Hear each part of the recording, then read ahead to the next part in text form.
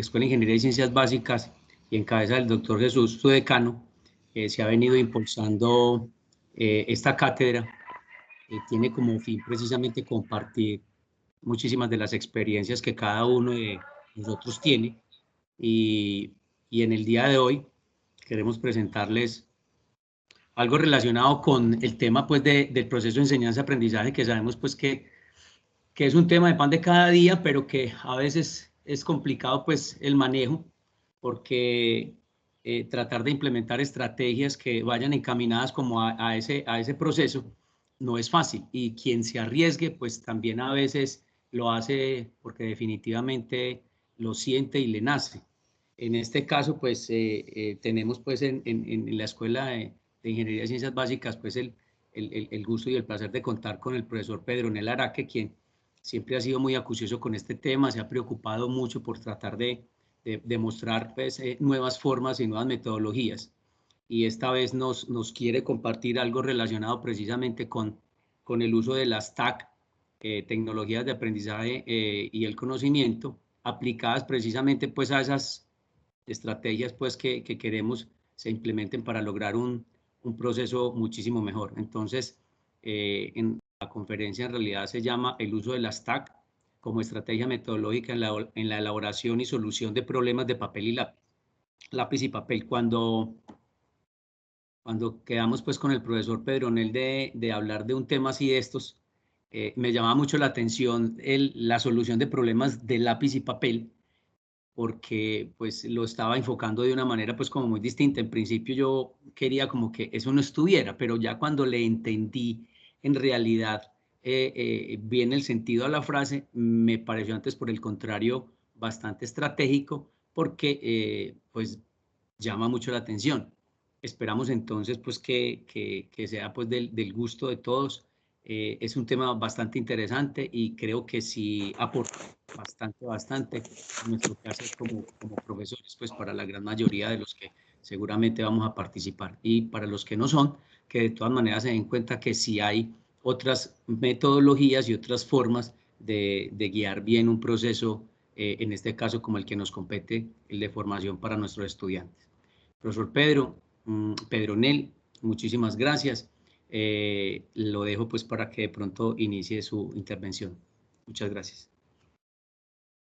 Muchas gracias, profesor Javier. Bueno, buenos días para todos. En primer lugar, agradezco pues a Decanatura, ¿cierto?, a la Escuela de Ingenierías y Ciencias Básicas, la oportunidad de presentar algo de lo que hemos trabajado y que en la actualidad nos tiene pensando mucho. En segundo lugar, al profesor Javier por tener en cuenta y construir en conjunto la idea que queríamos presentar, que fue como una idea un poco loca, porque estamos ya enseñados a que nos hablan de TIC, ¿cierto? Pero a veces cuando nos mencionan las TAC, a veces no entendemos qué son las TAC. Entonces, entre los procesos de enseñanza-aprendizaje que la universidad ha venido desarrollando hace mucho rato, muchos de los que estamos aquí o algunos profesores que no pueden estar en estos momentos, que están en sus aulas, han trabajado mucho sobre el proceso de enseñanza-aprendizaje. Son procesos que de cualquier forma enfocan una línea pedagógica y más que todo eso sus experiencias. La actualidad nos llevó al extremo, es decir, no estamos ni estábamos preparados para esto, enfocarnos en usar tecnologías, pero la usamos para otra cosa. Pero en un proceso de enseñanza-aprendizaje, usar tecnologías a veces se confunden con un término conocido como TIC. Entonces es lo que queríamos trabajar hoy y esto tiene un antecedente, tiene un trabajo. Hablábamos con el profesor Javier y cuando él me decía que es lápiz y papel, y es que en el fondo casi el 90% de los problemas que solucionamos en aula o el contexto que hacemos en aula es en lápiz y papel, porque es que realmente traemos un problema que construimos en el papel a partir de una evidencia o una experiencia a nivel, por ejemplo, industrial, pero el estudiante no está resolviendo el problema real, él está resolviendo un problema que creó en un papel. Entonces, por eso lo llamamos solución de problemas de lápiz y papel y en química. Entonces, muchas gracias por la invitación y espero que esta presentación nos pueda ayudar en el proceso de enseñanza-aprendizaje, hoy utilizando algunas tecnologías en la Universidad de IA. Para comenzar entonces la presentación, tengo que hablar de los antecedentes que nos llevan a trabajar con las TACs. O sea, hoy en química estamos utilizando las TAC Pero ¿qué es lo que nos lleva? Y algunos de ustedes lo han hecho, pero de alguna forma muy silenciosa, que no lo han visto o no lo hacen como notar que le puede llevar a generar estas TAC. Primero, para comenzar sobre los antecedentes, es muy importante que en un proceso de enseñanza-aprendizaje se resuelvan las siguientes preguntas. Primero, ¿por qué enseñamos? ¿Sí? Porque algunos nos vamos a cuestionar sobre esto. ¿Qué enseñamos? ¿Cómo enseñamos? ¿Qué evaluamos y cómo evaluamos? Son 5 preguntas fundamentales en un proceso de enseñanza-aprendizaje que lo vamos a trabajar. Cuando decimos por qué enseñamos, esto es una diapositiva que construí en blanco. Este por qué enseñamos es interno, es de cada uno, porque algunos profesores enseñamos porque amamos enseñar, porque queremos cambiar la forma de enseñar, y algunos porque les tocó enseñar, ¿cierto? Porque no había otra cosa.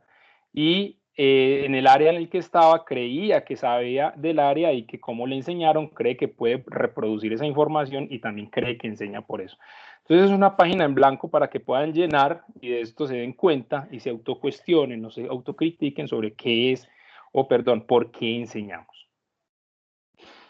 La segunda pregunta es, ¿cuál es el problema? ¿Cierto? Y ese cuál es el problema está orientado en qué enseñamos o cómo enseñamos. Entonces, cuando hablamos del proceso de enseñanza-aprendizaje en química, algunos venimos trabajando hace mucho rato sobre este proceso, que eso es lo que quiero mostrar aquí, y hemos identificado el gran problema del problema de enseñanza de la química.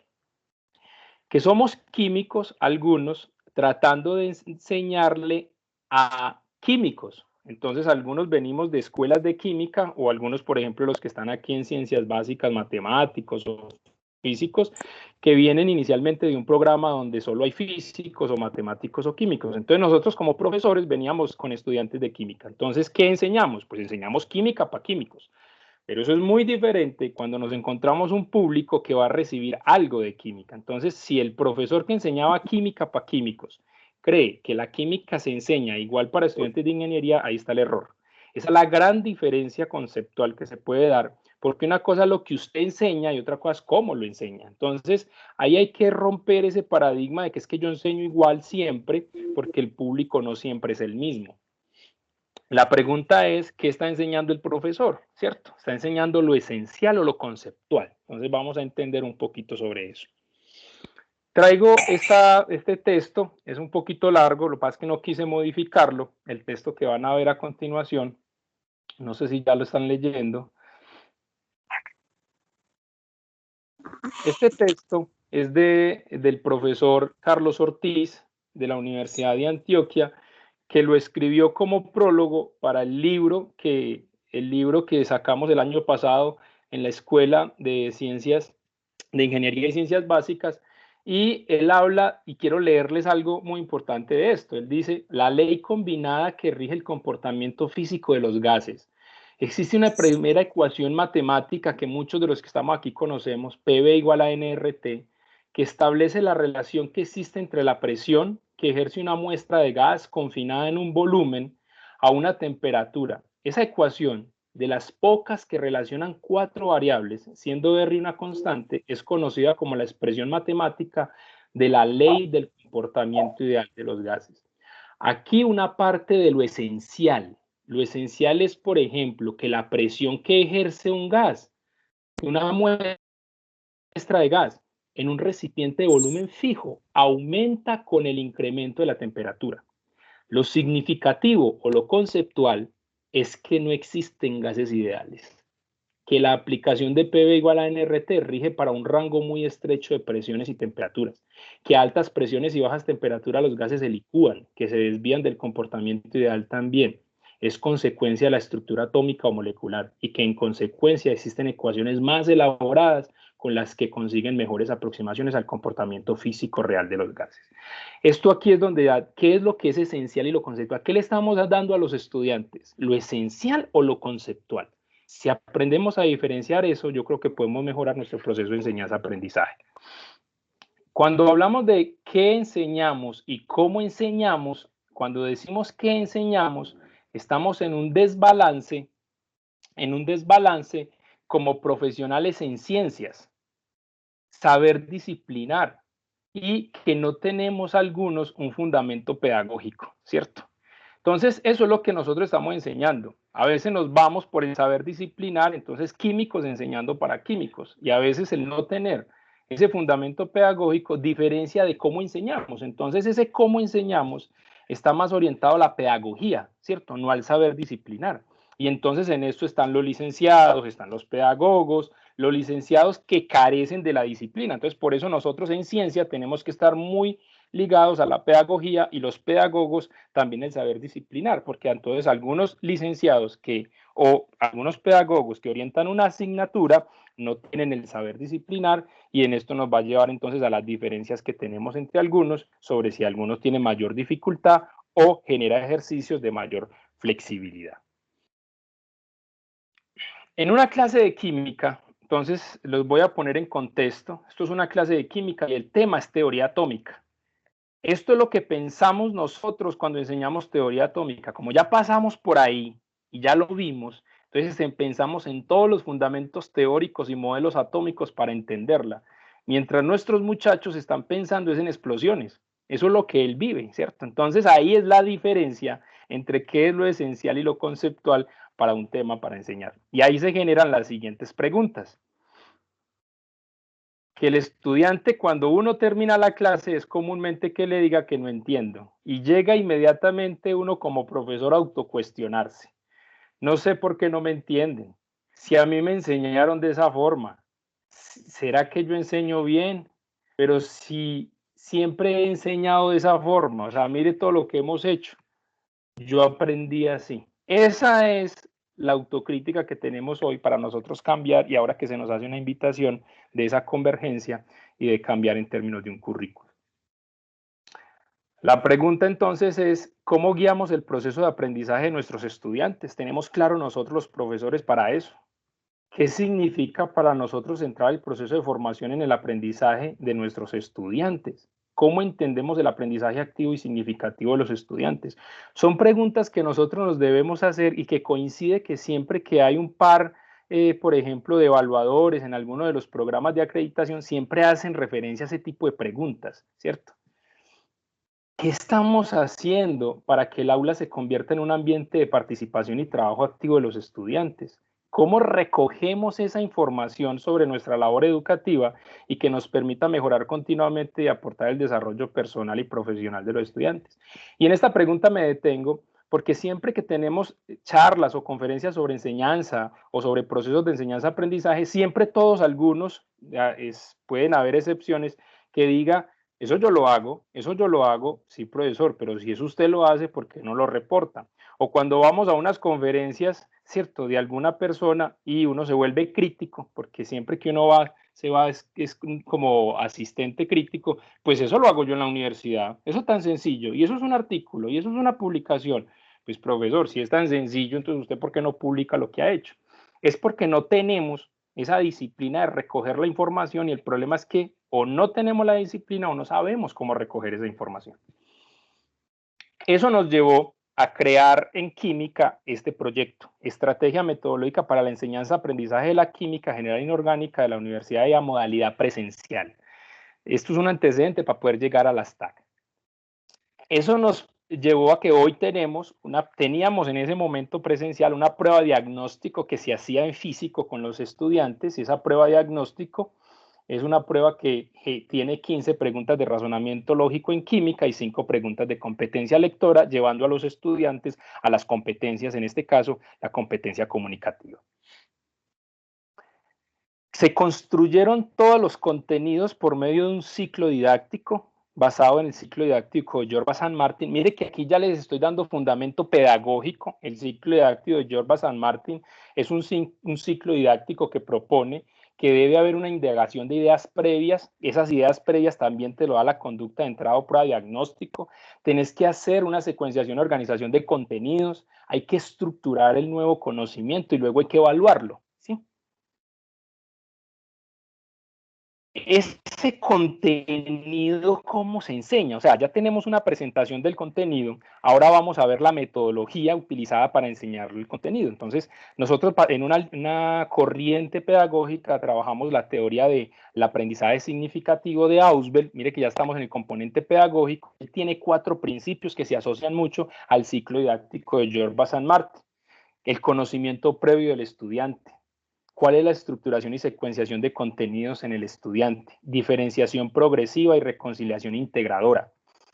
La consolidación, que en el caso de Yorba es evaluación, y dice actitud potencialmente significativa del aprendizaje y presentación de un material potencialmente significativo. Aquí hay algo muy interesante y es, estas 2 últimas es que yo presento un material, por eso yo tengo que cambiar los contenidos, generar nuevas diapositivas o generar nuevos sistemas para que el estudiante tenga un material. El material potencialmente significativo puede ser físico o no, pero si no hay actitud del profesor para enseñar y si no hay actitud del estudiante para aprender, este proceso no funciona. ¿Listo? Ahora, ¿cómo se presentaron los contenidos de moda presencial? Entonces, mire cómo enseñamos nosotros la tabla periódica. La tabla periódica es un concepto, ¿sí? Y como estructura es compleja, entonces nos fuimos a la matemática y de este proyecto se desencadenó un trabajo que se llama orientar la tabla periódica de los diagramas de Venn. Los estudiantes ilustran, ¿cierto? Por medio de graffiti la tabla periódica, pero finalmente entregan este producto. Esta es la tabla periódica a partir de los diagramas de Venn. La tabla periódica entonces no es más que un conjunto universal de 2 subconjuntos llamados metales y no metales, donde su intercepción son los metaloides.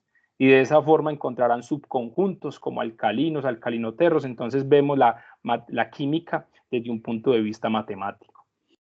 También enseñamos la nomenclatura inorgánica, que es muy dura para los estudiantes, desde un sistema de coordenadas cartesiano, y eso nos llevó a una metodología llamada apropiación del lenguaje químico. Y eso es lo que hoy en día trabajan los estudiantes, se desplazan en un eje XY y a partir de ese eje pueden nombrar sustancias. Muy bien, pero ya teníamos cómo presentar los contenidos, teníamos un ciclo didáctico de los contenidos, entonces, ¿cómo vamos a hacer para que los estudiantes resuelvan ejercicios o planteen soluciones a un problema que él mismo cree de lápiz y papel? Para eso creamos, y por algunos de ustedes ya he escuchado, una metodología en la universidad que se llama la metodología centrada en la simetría del icosaedro. Esa metodología nos lleva a plantear lo siguiente: este es el icosaedro visto desde una perspectiva 2D, esta es una perspectiva 3D y nos ayuda mucho el icosaedro como figura geométrica porque tiene 30 aristas, entonces funcionaba muy bien en ese momento para 30 estudiantes en un grupo. Hoy en día tenemos icosaedros para 12 estudiantes, 18 estudiantes, 24 estudiantes, 30 estudiantes y 36 estudiantes. Tenemos un sistema diseñado para eso. Si algún profesor lo necesita, con mucho gusto nos dice cuál es el grupo de estudiantes que tiene y de esa forma el profesor puede conocer el icosaedro y cómo organizar sus estudiantes en clase. Significa que yo puedo generar grupos, ¿cierto?, de estudiantes de una forma no aleatoria. Los grupos se forman por medio de la simetría del icosaedro y así me evito hacer grupos aleatorios y que se hagan ellos siempre los mismos. Este es el icosaedro que se muestra, esta es la tabla en Excel. Entonces yo lo que hago es, si son 30 estudiantes, son 6 grupos de 5 estudiantes y se organizan dependiendo de lo que queremos ver. Entonces con el icosaedro implementamos la metodología y las competencias de la universidad. Entonces hay diseñadores, se crean grupos de diseñadores. La segunda columna significa que ahí van a trabajar el pensamiento sistémico y creatividad, inventando ejercicios. Están los críticos, ¿cierto?, que de una forma u otra, desde la competencia, trabajo en equipo y las competencias comunicativas, cuestionan lo escrito por los diseñadores rediseñan, ¿cierto? Y luego entonces están los resolutivos y finalmente los evaluadores. De esta forma aquí podemos integrar también la evaluación, la coevaluación, la heteroevaluación, ¿cierto? Entonces el estudiante evalúa a sus compañeros, se evalúa a sí mismo y nosotros lo evaluamos. Esto es un ejemplo de lo que era hace algunos años, no sé si ustedes extrañan esto, pero el estudiante tenía una hojita y en la hojita se reunían sus grupos de icosaedros y resolvían el ejercicio y iban pasando a los demás estudiantes. Esto era el icosaedro para los temas de termodinámica, que eran algunos complejos, y las competencias trabajadas eran competencia, trabajo en equipo, pensamiento sistémico, creatividad y la comunicativa. Eso era lo que se hacía en ese momento. Ya tenemos entonces la forma como se presentan los contenidos, ciclo didáctico, aprendizaje significativo. Ahora una metodología para la solución de problemas. Nos fuimos para la evaluación. ¿Cómo vamos a evaluar los contenidos, cierto? Evaluando, sí, pero no calificando. Entonces proponemos en el avance del curso una conducta de entrada y hacer seguimientos continuos antes de un quiz, seguimientos continuos antes de un examen parcial, seguimientos continuos antes de un quiz, seguimientos continuos antes de un examen final. Y construir de esta forma un trabajo de evaluación. Para estas evaluaciones, entonces ya no hacíamos talleres, hacíamos simulacros presenciales. El estudiante se sometía a las mismas condiciones con una metodología llamada Pomodoro. Pomodoro es el temporizador aquel que algunos de nosotros usamos en clase. Entonces, en ese Pomodoro, utilizando la metodología del Pomodoro y generando la misma presión del nivel que tienen los ejercicios, los estudiantes hacían un simulacro y a partir de ese simulacro se le entregaba en físico una rúbrica creada para ese examen donde el estudiante, a partir de su autoevaluación, él podía verificar en qué estaba mal o no. Finalmente le hacíamos la evaluación del contenido, o sea, nosotros ya hacíamos el examen, hacíamos la heteroevaluación y aplicábamos una rúbrica. Y en la aplicación de la rúbrica, como la diapositiva no ha pasado, entonces se aplicaba la rúbrica y la rúbrica tenía las mismas condiciones que tenía el simulacro. Entonces, de esa forma, el estudiante ya tenía claro que en su evaluación, la evaluación era transparente y que esa rúbrica ya se había discutido desde los contenidos.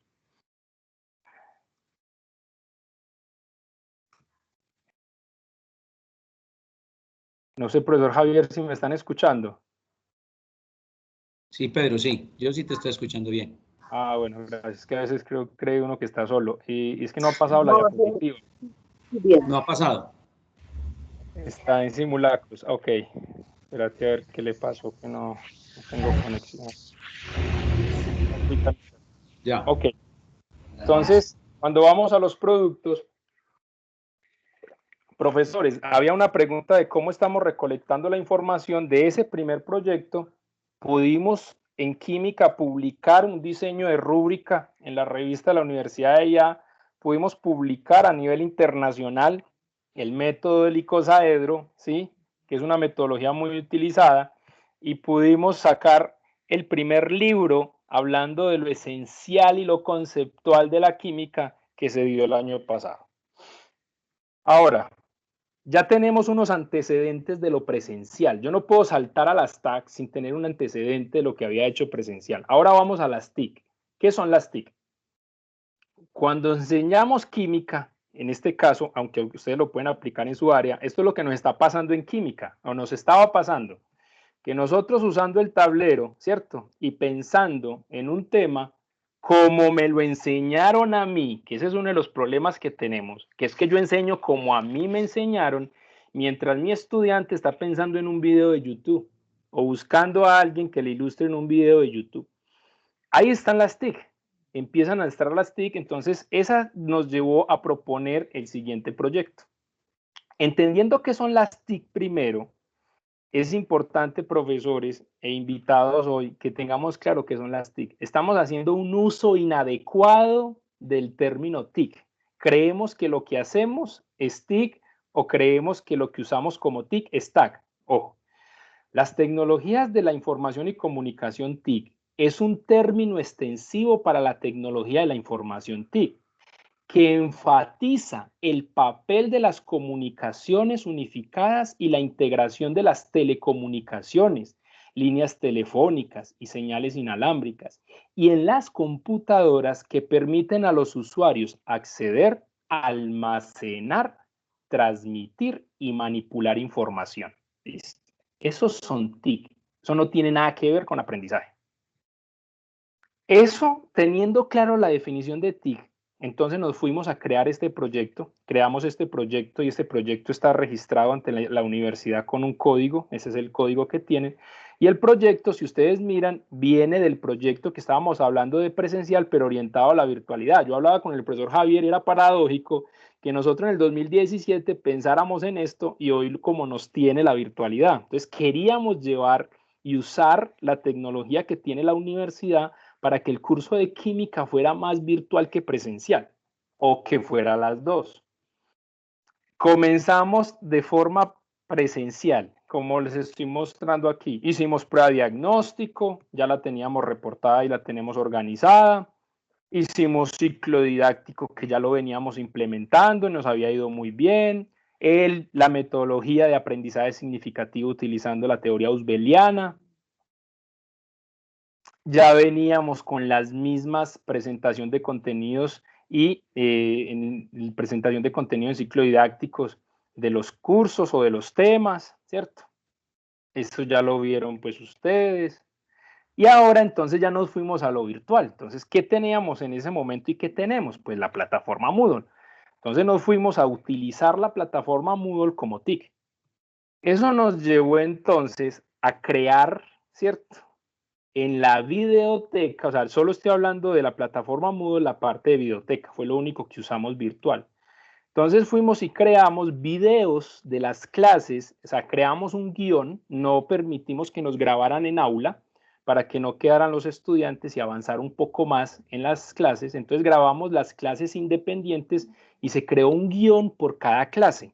Ese guión nos llevó a estar en videoteca y en videoteca entonces podemos consultar.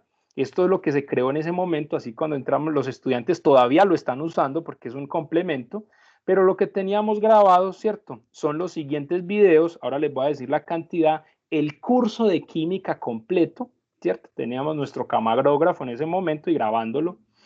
Lo único que pensábamos era que el estudiante ingresara a Moodle y viera su video. O sea, estábamos usando las TIC solo para ver, ¿cierto? A acceder o almacenar o descargar.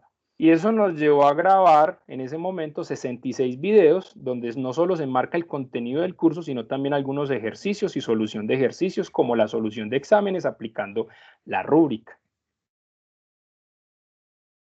Bueno, entonces ya teníamos eso organizado. Ahora planteando nuevamente, eso era lo que teníamos virtual, fue lo único virtual, pero continuando con los nuevos espacios y cambiando de aula y diciendo que es que el muchacho hay que sacarlo del aula para que se sienta en otro ambiente y utilizando el ambiente de la universidad, utilizando nuevamente la metodología del icosaedro, que es la que utilizamos actualmente para la construcción y solución de problemas de lápiz y papel, ¿cierto? Teniendo la parte de la metodología nos llevó a usar la biblioteca. Entonces, cuando fuimos a usar el espacio de la biblioteca, estos son espacios que en un futuro queremos volver a ver, usar la biblioteca nos llevó a crear otro espacio de trabajo y los estudiantes mostraron un desempeño, o sea, el comportamiento, el no estar en el aula, y aquí se observa que lo que trabajamos en ese momento fue la nomenclatura inorgánica, fue diseñado en biblioteca en lo que era el sótano, que tenía estas mesitas que nos daba como para organizarlos en pentágonos y esta forma, y las mismas competencias se trabajaron. Todo esto está documentado, ¿cierto? Competencias, trabajo en equipo, pensamiento sistémico y creatividad y comunicativa, perdón. El proceso evaluativo fue lo mismo en ese proyecto, solo lo único, el componente virtual fue el uso de Moodle solo para entrar y ver videos, ¿cierto? Esto es lo que yo les decía entonces de la rúbrica. El estudiante seguía con sus simulacros, ¿sí? Y seguía con sus exámenes presenciales, ¿cierto? Entonces, en la evaluación se hacía tanto aplicación de rúbrica como instrumento de evaluación.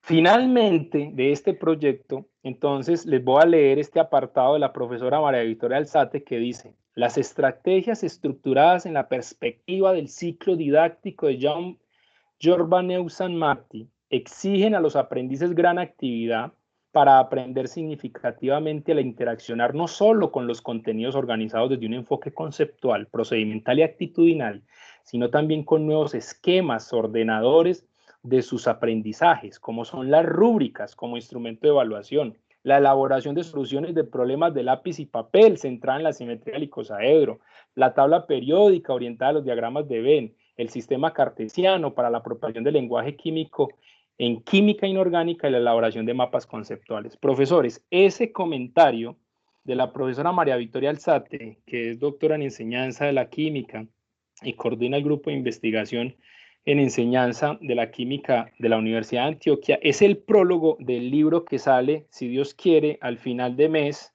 o en diciembre. Todas esas experiencias que están allá de la tabla periódica y de lo que habíamos visto del icosaedro se acumularon en este libro que sale este año, si Dios quiere, y se llama Enseñanza de la Química, Estrategias Significativas en Educación Superior, como segundo producto de la Escuela de Ingeniería y Ciencias Básicas. Mire que sí podemos recopilar nuestra información. Ahora sí, ya teniendo todo ese bagaje metodológico de estrategias, nos enfrentamos hoy a una situación que nos llevó al extremo, ¿cierto? A cambiar nuestro tablero por unas diapositivas o a cambiar estrategias. Ya volvimos a la cámara con el tablero, entonces ya nos olvidamos de lo que estábamos haciendo con diapositivas porque el tablero es nuestro mejor aliado en algunos casos.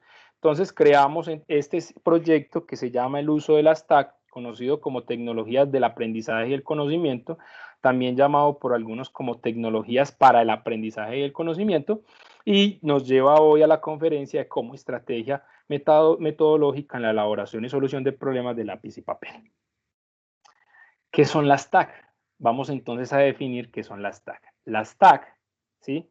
Tecnologías de aprendizaje y conocimiento, hace referencia al uso de las TIC como herramienta formativa, incidiendo en la metodología y en la utilización de tecnología dentro de las planificaciones educativas. ¿Por qué saltamos a las TAC?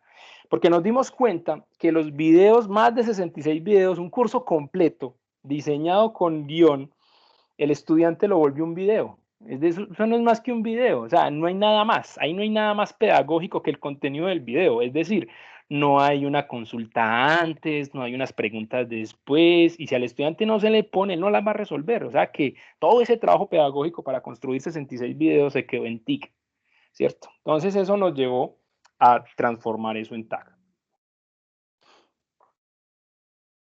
Hablar de TAC no solo implica que los usuarios sepan utilizar la tecnología, que es uno de los problemas que tenemos ahora con nuestros profesores, que a veces tenemos ese saber disciplinar, pero la tecnología a veces nos habla, ¿cierto? Entonces hay que ayudarlos y articularlos con ello en ese concepto de convergencia que quiere la universidad.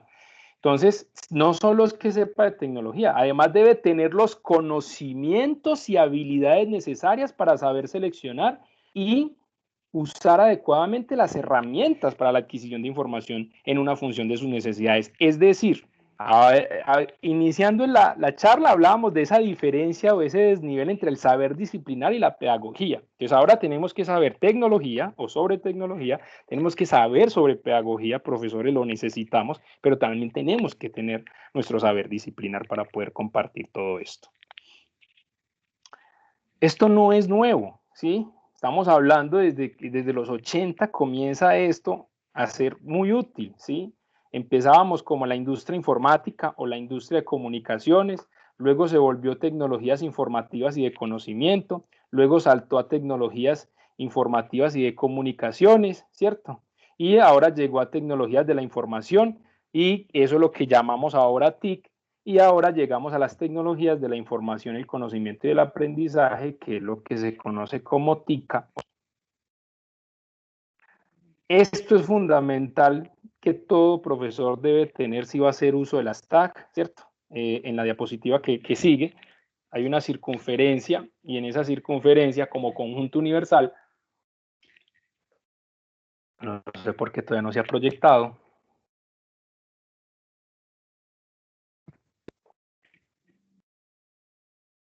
me disculpan que no se ve la diapositiva que yo estoy viendo.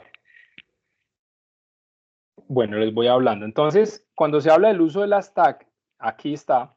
Entonces, tenemos que tener, mire, todos los componentes que tenemos que utilizar. Algunos ya lo usamos muchos. Entonces, mire, tenemos que tener, empecemos, conocimiento tecnológico, ya nos dijeron, un conocimiento de contenidos, un conocimiento pedagógico y comienza la interdisciplinaridad de estos conocimientos. Entonces, si yo tengo un conocimiento pedagógico y tengo un conocimiento tecnológico, pues tengo un conocimiento tecnológico pedagógico, así se define. Si tengo un conocimiento del contenido y un conocimiento tecnológico, pues tengo un conocimiento tecnológico del contenido. Si es conocimiento pedagógico y conocimiento del contenido, usted lo que tiene es conocimiento pedagógico del contenido. Pero si intersecan todos, usted lo que tiene es un conocimiento tecnológico, pedagógico del contenido. Entonces, esta es como una tarea para que cada profesor busque en dónde está, dónde se interseca, qué le complementa, qué le hace falta para poder llegar a estar hoy en un nivel tipo TAC. Por lo tanto, la TAC, ¿cierto? O las TAC, esta metodología es la única realmente efectiva que tiene que seguir un profesor que quiere impartir sus clases con tecnología, reúne un conocimiento de la disciplina junto con un conocimiento de la pedagogía más adecuada para impartir la disciplina y utilizar la tecnología más adecuada para que esta pedagogía tenga éxito. En estos momentos hemos hablado de dos, TIC-TAC. Hay una que se llama TEP, Tecnologías del Aprendizaje y el Empoderamiento, pero esa siempre que se habla, o sea, son tres, cuando se habla de las TEP siempre dicen que las TEP no se pueden dar solas sin TAC. Entonces, si quieren consultar un poquito más, pueden llegar a las TEP. Muy bien, esto es entonces lo que una vez hablábamos y lo que nos llevó a crear el proyecto que tenemos actualmente, son las famosas TIC-TAC, ¿sí? Entonces, cuando se presente la presentación, se dé la presentación, perdón, entonces, ¿qué son las TIC-TAC? Entonces, esto es lo que hoy ya estamos utilizando, implementando, no solo en bioquímica para medicina, sino en química para ingeniería. Entonces, ya integramos y hay una interdisciplinaridad entre las dos escuelas. Las TIC, recordemos, actualmente se utilizan como un apoyo didáctico a la docencia, no como una herramienta para mejorar la calidad del proceso de enseñanza-aprendizaje. Son las TAC las que tratan de orientar las tecnologías de la información y la comunicación hacia unos usos más formativos, tanto para el estudiante como para el profesor, con el objetivo de aprender más y mejor. TAC sigue siendo el término exclusivamente educativo que debe guiar a las TIC hacia un aprendizaje de uso y buen uso. Y finalmente, las TAC van más allá del aprender solamente a usar las TIC y apuestan por explorar estas herramientas tecnológicas al servicio del aprendizaje y de la adquisición del conocimiento. Entonces, teniendo la plataforma Moodle en estos momentos, ¿qué estamos haciendo para el uso de las TAC? Entonces, tenemos la plataforma Moodle, que muchos ya la tenemos y la conocemos. Entonces, ya nos salimos de Videotica, pero ahí están los videos que estamos utilizando como herramienta. Y nos fuimos ya ahora sí a crear el curso en pregrado. Este es el curso que ustedes pueden ver que hoy está diseñado en química y que se está dando actualmente con el uso de las TAC. Entonces les voy a ilustrar. Tenemos el curso, normalmente ya el curso está montado. El curso tiene desde las clases en video, dos tipos de video con cámara y ahorita les voy a mostrar el otro tipo de video. Tiene una prueba diagnóstica, o sea, ya la prueba diagnóstica está implementada en el curso. Los estudiantes antes de comenzar el curso ingresan a la prueba, resuelve la prueba, nosotros los profesores utilizamos esa prueba como un seguimiento parte 1 y a partir de ahí construimos y favorecemos entonces el aprendizaje de los contenidos. Están las clases en PDF diseñadas por si al estudiante le gusta, porque hay diferentes formas de aprendizaje, entonces están en PDF por si las necesita. Cada una de las clases en cada uno de los contenidos. Está una hoja de estructura diseñada para que el estudiante la tenga antes de ir a ver la clase. Es decir, para que el estudiante vea la clase, el estudiante tiene que tener la hoja de estructuras y la hoja de estructura que en un futuro, por ejemplo, para química, lo llamaremos el libro de química para el estudiante. Ya estamos en el diseño en medicina del libro de bioquímica para los estudiantes. En enero ya se entrega esa propuesta de ese libro, y las hojas de estructuras es el curso, es el mismo curso, pero está orientado a ejercicios sin resolver para que el estudiante mientras vaya viendo el curso vaya resolviendo y al final tiene un taller para que ese taller lo resuelva a partir del curso que vio. Entonces mire que ya le dimos el complemento que no teníamos en los videos. El componente inicial que consulte antes de, el componente durante, que es hoja de estructuras, y el componente después.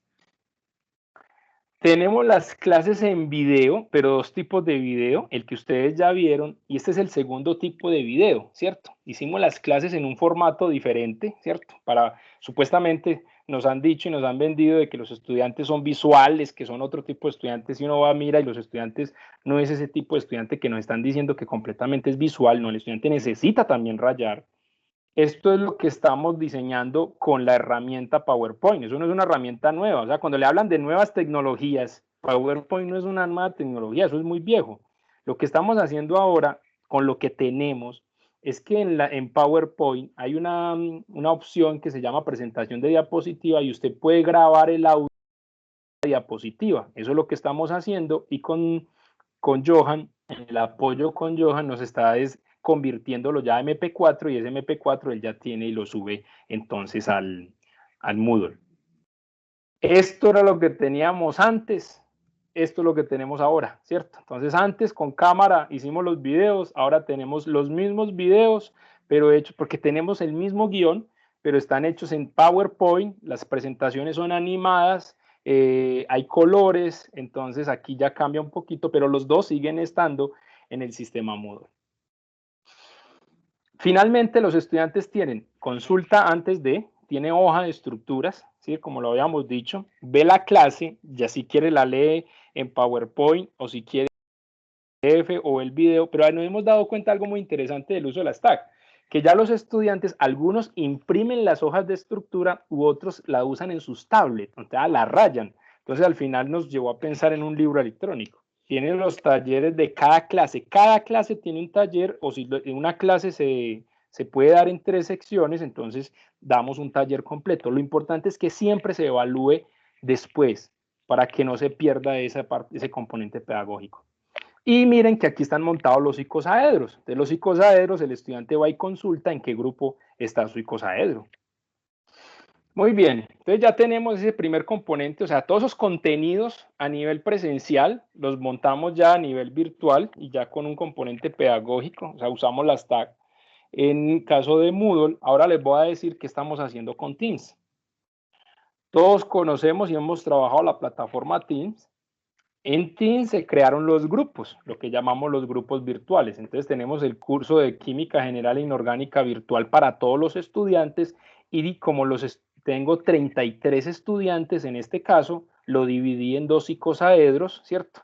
Entonces tengo icosaedros de más o menos 16 estudiantes y icosaedro 1 y icosaedro 2. Entonces miren que para poder hacer el trabajo que hacíamos presencialmente, ya sea en aula o en biblioteca. Eso es lo que estamos haciendo. ¿Cómo se diseña? Entonces, los estudiantes en la plataforma Moodle consultan el icosaedro, ¿cierto? Esta es la lista de estudiantes, consultan en Moodle el icosaedro, también lo pueden consultar en Teams y ellos ya saben en qué grupo están y con qué grupo de estudiantes pueden estar. Entonces, miren, para este número de estudiantes aquí se ve la distribución. Entonces, mire que no es una distribución al azar, es una distribución por geometría, ¿sí? Entonces, usted le da el listado al icosaedro y él te llena las casillas indicando qué estudiantes van a hacer el trabajo. Este es el icosaedro 2, de la misma forma del icosaedro 1 que se hace la distribución. Muy bien, entonces vamos a hacer el icosaedro. ¿Cómo se hace el icosaedro? Entonces, los estudiantes del grupo del icosaedro, en la sección de icosaedros que tenemos en las tardes, este es un ejemplo del curso de bioquímica porque no tenía la foto del curso que hicimos de química.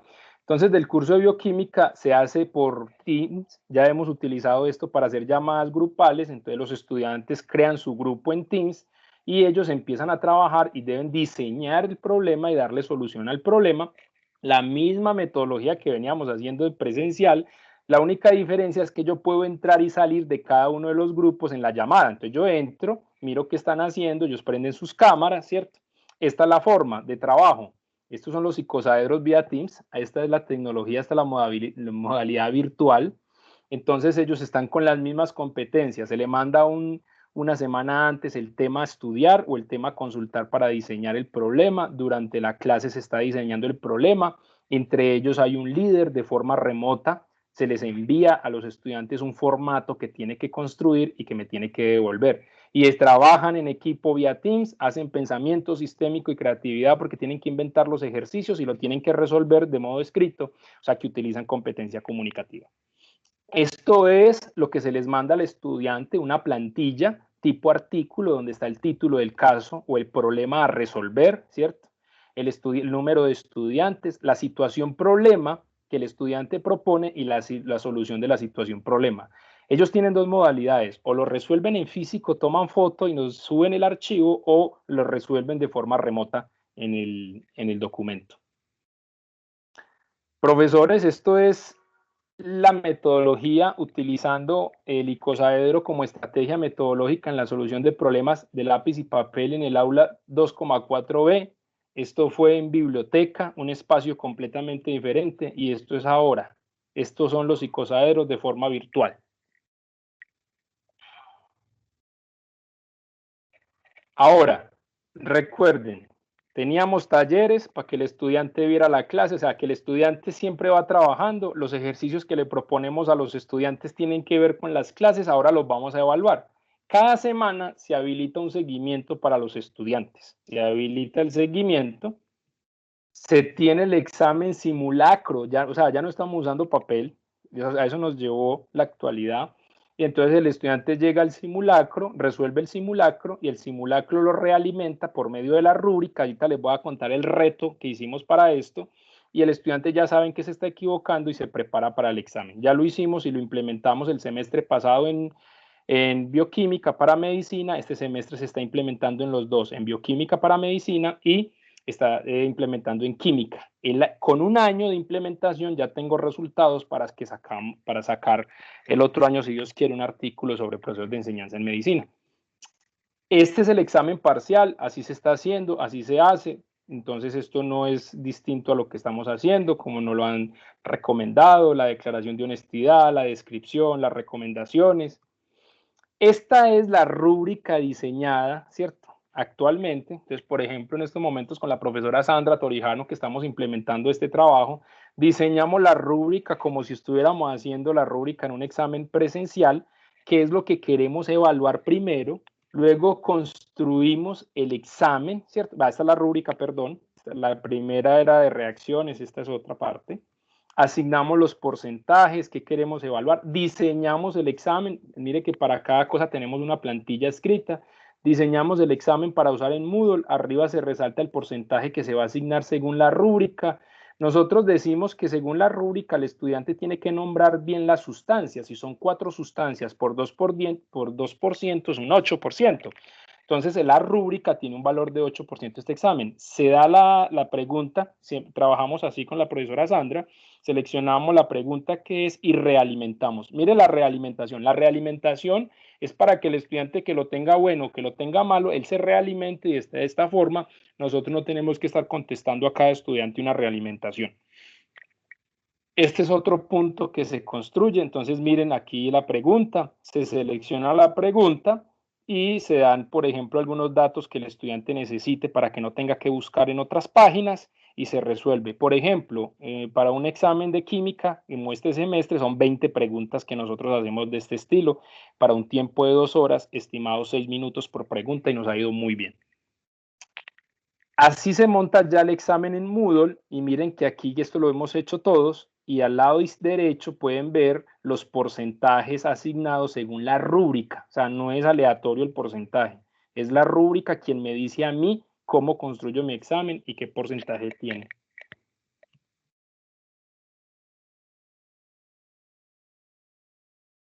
De esta forma, el estudiante ve su realimentación. Por ejemplo, miren este caso, un estudiante asigna, o señala la opción que no es. Hemos trabajado mucho esto y aleatoriamente algunos no le han dado, como decimos nosotros, algunos estudiantes como al Team Marín y no funciona. Y mire la realimentación del estudiante. Entonces aquí el estudiante mira esto, mira toda la explicación del por qué es la respuesta correcta o incorrecta y al final no tenemos que escribir nada. Son muy pocos los estudiantes los que nos piden asesoría para la realimentación. De esta forma es que se hace el simulacro. Entonces ya el simulacro el estudiante sabe y tiene que ir a reforzar porque la rúbrica fue transparente en el proceso de evaluación. Este es otro punto. Mire, este estudiante sacó 2 puntos negativos, ¿cierto? Y aquí en la realimentación le muestra el por qué y en qué tiene que mejorar. Muy bien, profesores.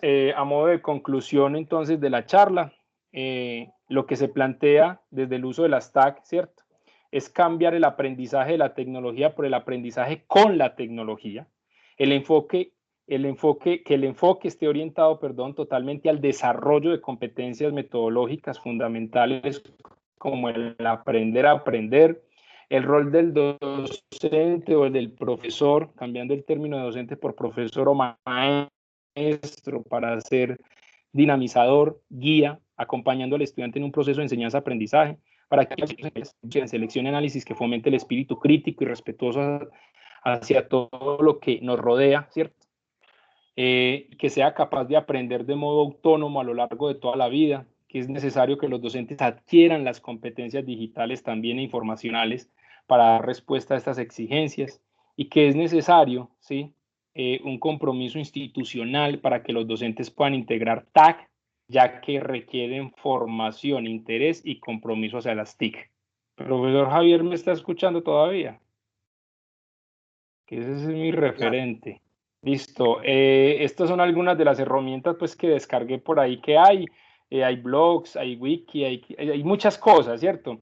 Lo importante es que eso no se vuelva un juego, ¿sí? Hay algunas herramientas que usan como juegos. Pueden ser juegos, pero ahí puede que la gente aprenda con juegos y jugando se aprende, puede ser. Pero si no va acompañado con algo esencial, algo conceptual, una pregunta antes, una pregunta durante, una pregunta después, se pierde todo ese trabajo que es de aprendizaje. Muchas gracias. No sé si tienen alguna pregunta.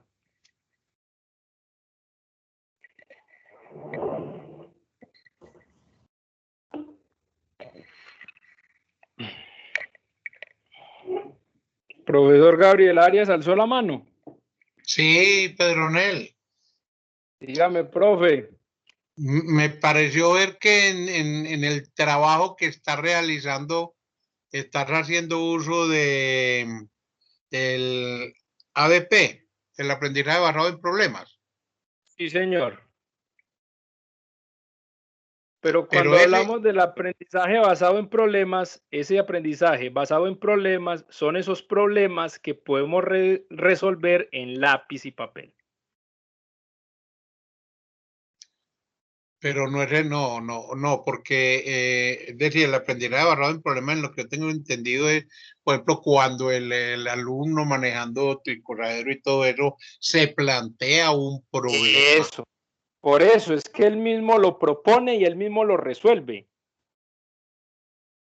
Pero no es exclusivamente resolución escrita en un papel, puede ser análisis de una situación.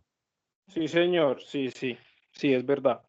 O sea, por ejemplo, yo le puedo hacer el análisis de una situación actual, ¿cierto? Y él analiza la situación y entrega una respuesta como tal. Correcto. Muchas gracias, profesor. Gracias, profesor.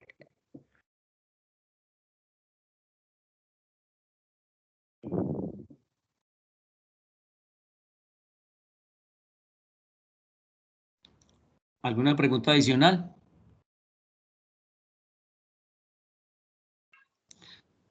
Bueno, en primera instancia, pues darle las gracias al profesor Pedronel. Fíjense que pues que estamos llamados todos los días por estar vinculados a un proceso de enseñanza-aprendizaje pues con una cantidad de retos porque pues no solo como decía Pedro es cómo fue que a mí me enseñaron y que yo quiero enseñar de la misma forma, sino que ahora tenemos que tener en cuenta que el público, los estudiantes cada vez son distintos, son estudiantes que cada vez están pensando en acceder al conocimiento de una manera muy diferente a como posiblemente nos tocó a nosotros. Y ese reto pues es inmenso. Hay personas pues digamos, digo yo a veces valientes, como en el caso pues de Pedro, que se atreven a recorrer un camino. Yo siempre eso que mencionaba Pedro, pues soy crítico de eso porque cada vez que uno va a escuchar una conferencia de alguien que se preocupa y se esfuerza por hacer algo nuevo, de manera irrespetuosa y grosera hasta decimos, pues es que yo también eso lo hago y resulta que es que eso nunca aparece en la realidad. Entonces, los agradecimientos, al menos pues de mi parte, pues para el profesor Pedronel, siempre ha sido una persona que se ha inquietado por hacer algo distinto y la visión de ver alguna relación nueva que le permita vincularla pues con sus clases, pues precisamente lo ha llevado a tener una gran cantidad de experiencia que la ha plasmado ya en sus libros y es algo bastante pues que nos da mucha gratificación pues a todos nosotros y lo aplaudimos pues en todo momento. Queda digamos pues para quienes se inquietan por esto, conocer algo más, pues seguramente Pedro va a estar atento a acompañarnos o a ayudarles, porque de verdad que lo que uno ve semestre a semestre con todas las estrategias que él piensa y que implementa, los resultados son muy buenos. Siempre las evaluaciones son muy buenas, los comentarios de los estudiantes, pues ni se diga, y siempre están precisamente como tratando de buscar algo nuevo de parte nuestra. Entonces ya es como el compromiso de nosotros de tratar de hacer algo similar, parecido, no sé, pero que al menos creamos que sí se pueden hacer cosas distintas a las que hemos venido haciendo. Entonces, sin más, les agradecemos mucho por haber participado, que nos haya quedado o que les haya quedado, digamos, algo como para que en adelante y más ahora que estamos próximos a un cambio curricular, qué bueno sería pues que todo este tipo de experiencias y de resultados que han logrado ya otros compañeros los podamos aprovechar. Muchísimas gracias, Pedro, muy amable, de verdad, muy querido pues por el tiempo y por habernos enseñado una cosa nueva, muy amable. Muchas gracias, profe. A ustedes. Muchas gracias, Pedro. Muchas gracias. Gracias, Pedro. Que estén muy bien. Gracias, profe. A ustedes. Hasta luego. Hasta luego. Hasta luego.